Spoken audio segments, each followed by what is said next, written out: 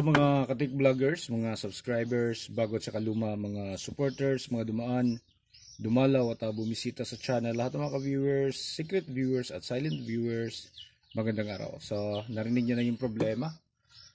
Okay, so pumuputok-putok o na pa isa-isa tapos bumibilis. At meron siyang echo. So, alam na natin kung nasaan yung problema.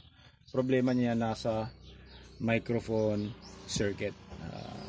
Either sa wireless or doon sa corded preamp. Okay, pero nandito lahat yung kanyang nandyan lahat. Okay, yung kanyang wireless, yung preamp niya, so yung echo, nandito lahat. Kaya ito yung problema. So subukan nating tanggalin to, subukan nating i-cancel at i-on natin uli kung magkakaroon pa rin siya ng ganung tunog. So tanggalin natin to. Ayan, tapos on natin. Bluetooth mode. Okay, so wala na. Tahimik na siya, wala nang putok-putok. So yun lang talaga yung kanyang problema. So ang gagawin natin kapag ganyan, mapalitan na lang kung may mabibili yung mga ganyan. So malinis naman kasi yung kanyang board. Titingnan natin siya, napakalinis niya, walang korosyon. Na-check na rin natin yung mga maliliit na surface mounted na ceramic capacitors. Okay, pati yung mga ibang mga active tsaka passive components dyan, wala din tayong makita. Maliban na lang dito sa mga chips na to.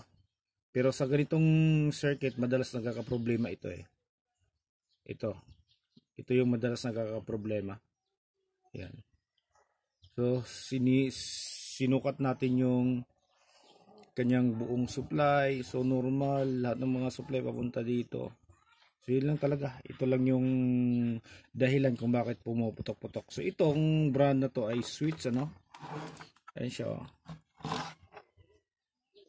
Yan, so parehas lang to ng estilo ng board noong na-upload natin na concert, yung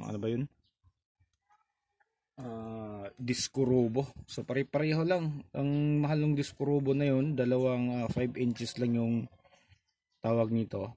Dalawang 5 inches lang yung driver niya at isang tweeter. At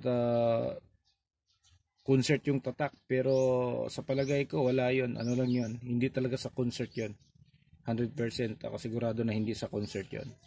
Tapos dito naman sa ganito, ang maganda dito sa Switch tsaka doon sa imitation na concert ay hindi tipid sa wire, magaganda yung mga wire na ginagamit. Okay, malalaki yung laman sa loob. Tapos ito naman, itong itong Switch na to, maganda to tumunog kung ikukumpara sa mga KTS tsaka sa ibang brand, yung mga Brodo. Mas lutang na lutang yung kanyang base, tapos yung kanyang mid-high ay tamang-tama lang. So 6.5 inches yung kanyang driver, ayan siya. Ayan.